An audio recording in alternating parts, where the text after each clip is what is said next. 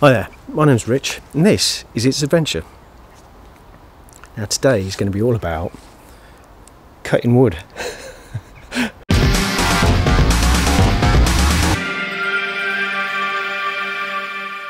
We're moving into autumn.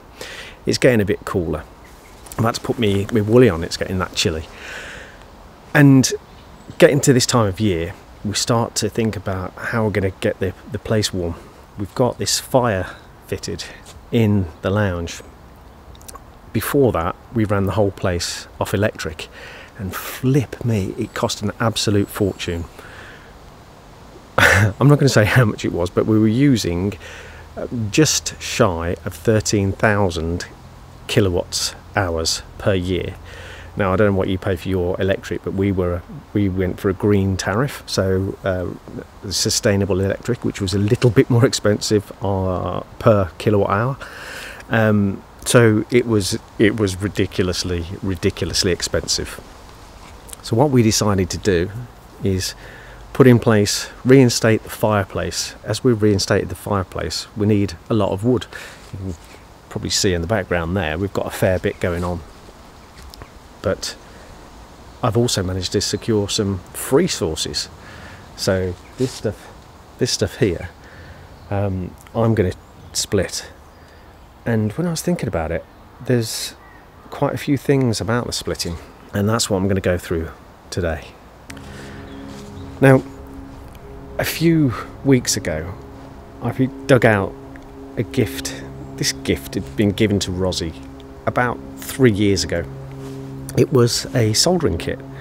Well, rather, it required a soldering kit, and it made up this like electronic piano synthesizer type thing. But you had to fit it all together yourself, like a sort of 1970s version of this of a keyboard. Only problem is, I didn't know how to solder. My dad showed me how to solder when I was about, I don't know, 10, 11. But in all reality, Dad really didn't know how to do it. So his soldering irons were all black tipped and burnt, and the solder never quite set and never stuck, and there was a lot of swear words. That's what I did learn, is I learned a lot of new swear words. So over a few months I watched a few YouTube videos and taught myself how to solder. And I kind of thought, if only Dad, who's passed away now, if he knew about these tips and tricks, it would have been so much easier for him, less expletives coming out. And I thought, well, what he did teach me, I thought I'd share with you. We had a wood fire when I was a kid, and I used to spend weekend after weekend cutting and chopping to help Dad split up the wood for the fire. And it was all sorts of stuff. It was like he used to get some trees, and he used to get some old doors or whatever it was, just so we could lob this wood into the open fire. It wasn't very efficient at all. Nothing like the thing that we've got here. So this one, yeah, it's ridiculous. I think there were some stats that I saw somewhere that said an open fire is 85% inefficient. So most of the heat will go straight up the chimney. And when you have a log burner, it is 85% efficient. And some, like the one that we've got, is actually more efficient because it's got this backburn. So you get a lot more of the heat out of it. And as a result of switching to the log fire, our electric bill has just smashed through the floor. It has really saved us a fortune. Anyway, back to the wood cutting. So first thing, you're going to need a decent axe. But I've got a couple here, and you need the right sort of axe depending on what you're doing. This one, for example, see how narrow that head is, that angle. This one's used for actually cutting, shaving off chips to cut through limbs, or to cut through the body of the trunk of a tree. The idea is you chip in at an angle into a tree from the top and from underneath to create a hole that will actually allow the wood to fall over. Trying to cut through the grain itself to be able to take chunks out of it, get your tree to fall over. But this one's different. This one, if you look at the profile, much wider. The aim of this is to force the tree, force the grain to open up. What we're going to try and do is demo this against the wood and show what the difference between the two is, and start building up, adding to the wood pile. Here we see the difference between the two. So this one's the felling axe, much thinner, narrow profile. This one is the splitting maul. You can see that much wider, more of an obtuse angle to be able to force the wood apart, get in between the grains and force it open.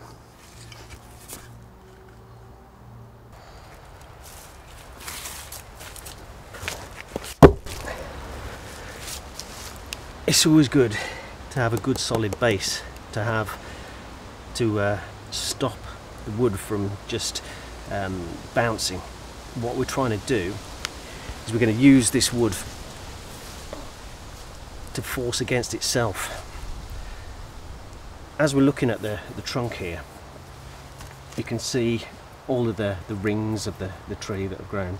What I'm looking for is I'm actually looking for what appear to be faults in the wood.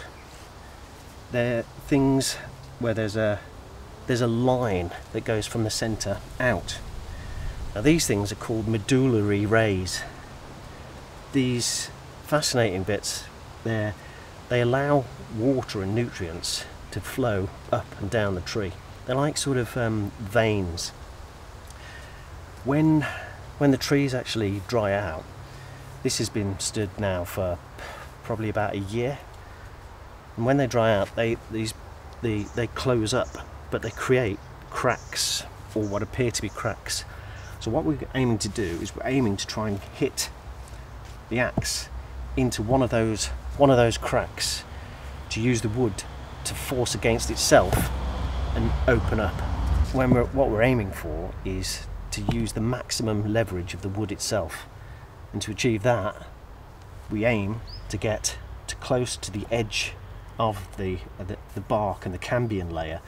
So we've got the bark on the outside, the cambium layer on the inside, and then the actual wood itself in the centre. And the aim is to try and get this axe to land right on the edge of the wood at this point, and hit one of the medullary rays, one of these fine cracks. I'll see if I can show you what I mean. So here's a really good example on there. That is what we're aiming for, but we're looking for the ones that stretch right to the edge. And over this side we've got another example here that's pretty cool. So that would be really good to hit.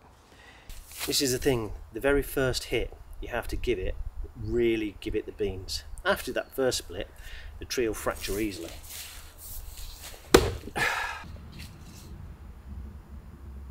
And I've missed. I'm far too far in. So what I'm going to do now is I'm going to whap this on the back. This is a hammerhead, so it's hardened metal on the back here, to force the wood to split further apart and open itself up. Ready?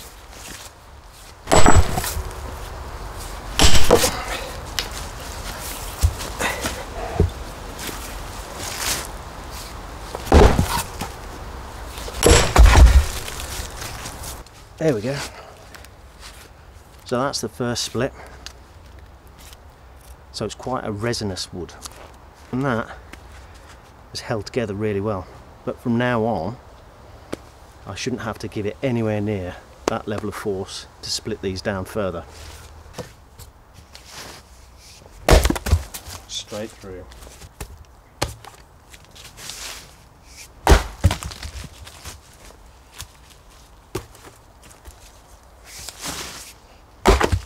Now that we've got the disc actually split. The next piece should fracture quite easily. What we've got to avoid though are things like this. Down here, this is a branch, the stem of a branch. Why to avoid that? Well, that's where all of the grain twists and locks together. So it makes splitting that section of the wood exceptionally difficult.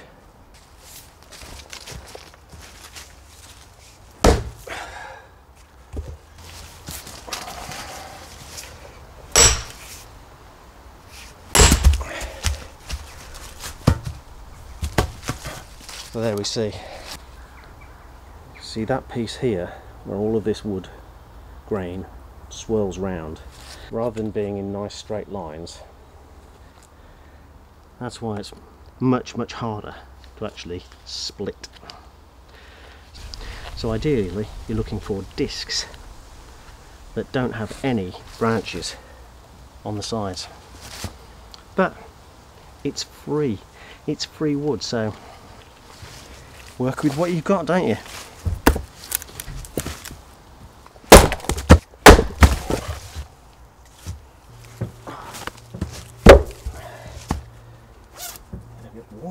Getting a bit warm.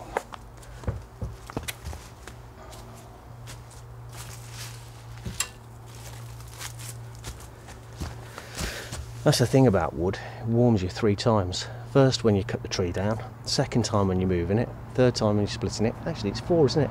Because then you burn it.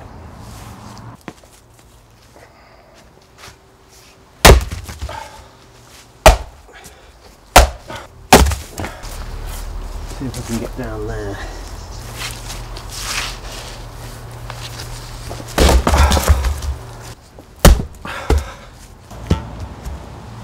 Nope, that's not going to have it.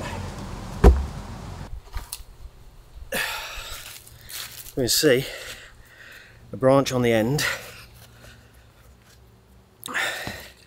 and see how much the wood grain is turning. That's not going to split any further.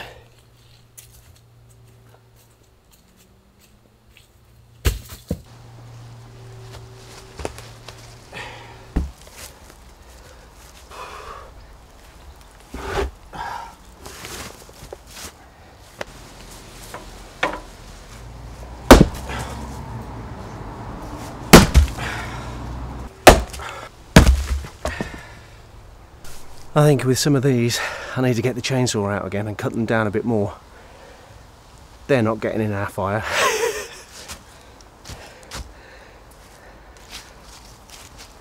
By way of comparison, this is the size they've got to get down to.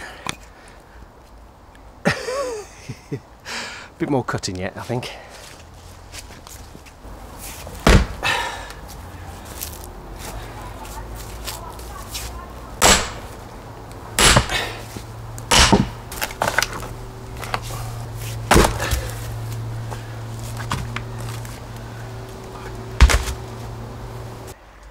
See, the axe actually hit in this point, and it was actually a little bit too far in from the cambium layer, but it still gives a good example of the way these axes work. So I can show you here. So here's where I actually hit, yet all of this has opened up. If the wood is working against itself to create a pivot point way up here, so opening up a line all the way through. So all we're doing is we're forcing this small amount in at the top, which opens up and separates the grains of the wood. So now by forcing this in further, it's going to allow the rest of that wood to find its natural separation point and just fall in two. It's that easy. I wish it were.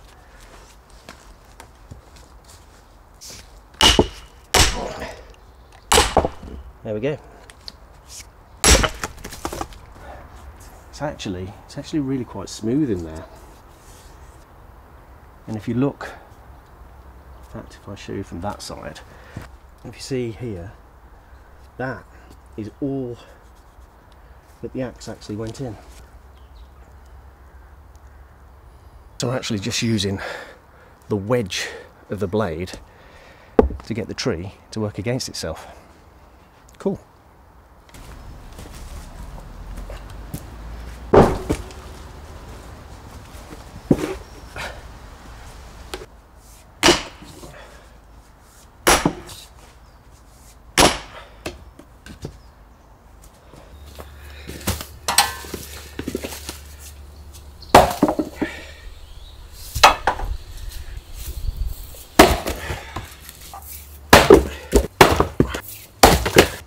So the last thing to do is to get it stacked.